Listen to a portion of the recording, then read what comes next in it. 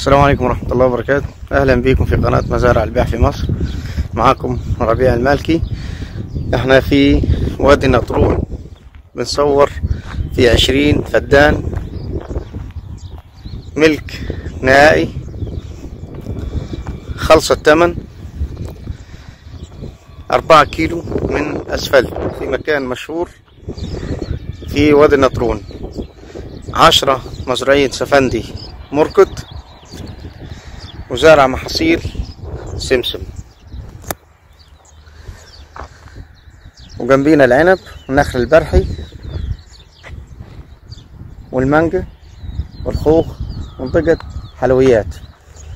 20 فدان فيهم بير مية خاص، فيهم محول كهرباء اللي حضراتكم شايفينه ده، فيهم استراحة للعامل، فيهم استراحة للمالك، حاجة محترمة.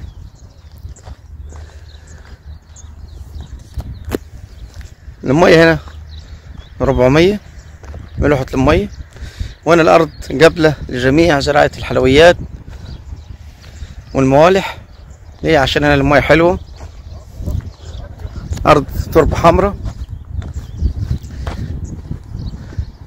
ده بير للمية واستراحة للعامل، وده حضراتكم استراحة المهندس.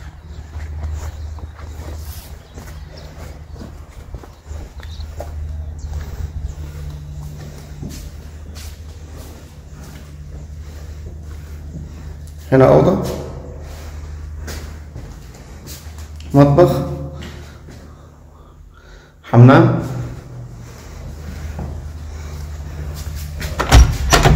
أوضة تانية،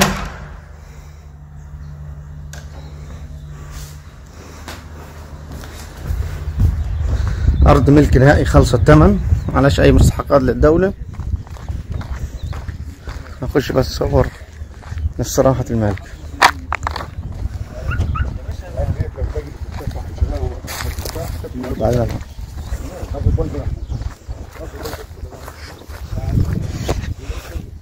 دي استراحة المالك.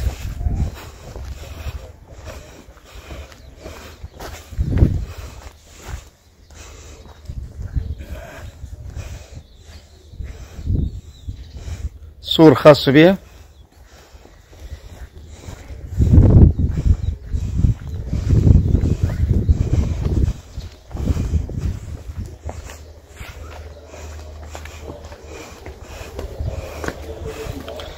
بسم الله.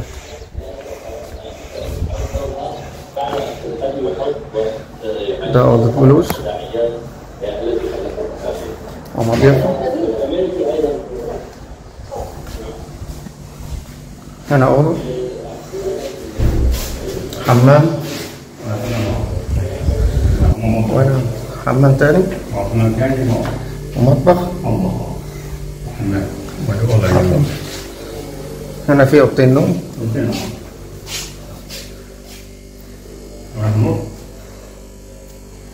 على شيء لهنا لا ما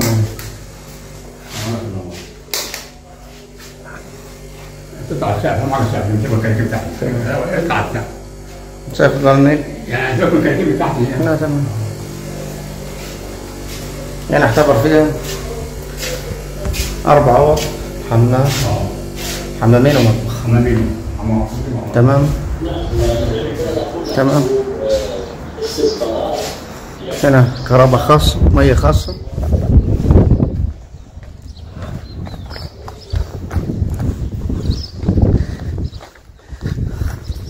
واخر 10 فدادين كانوا زارعين بصل. ده حوض مية يخزن مية ولا حاجة.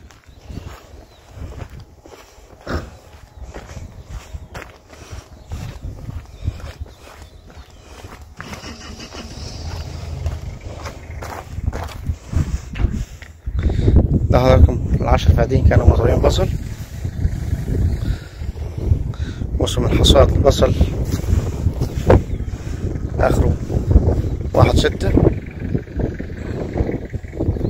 ارض في العالي، مكان هادي امان.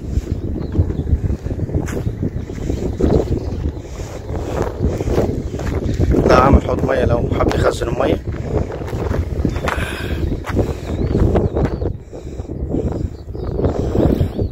هنا منطقة الحلويات،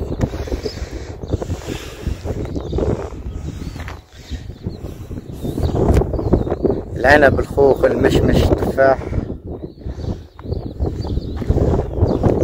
المحاصيل جميع ما يخطر على بالك هنا. بطاطس، الفاصوليا، جودة عالية، أرض عالية، تربة حلوة.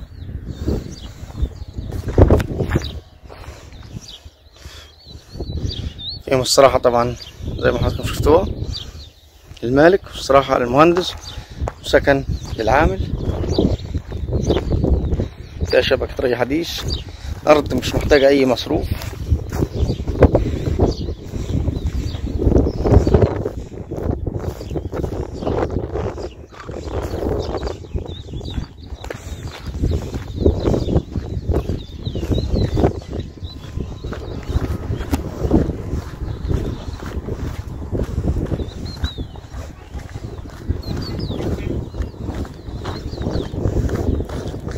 دولة العشرة المركد.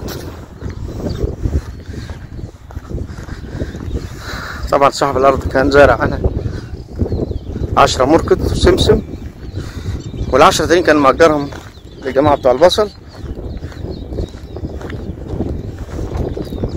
هيبدأ يجهزهم للسمسم أو للذرة، طبعا زراعة الزرع الصيفي.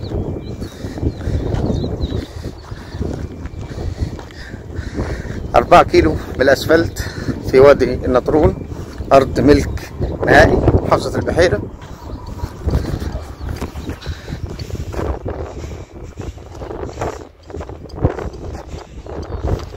في حيازة، الواجهة كلها سور، الطريق الرئيسي.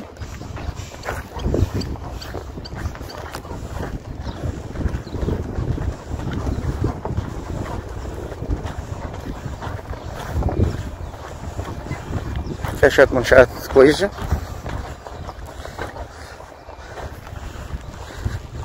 سعر ممتاز جدا،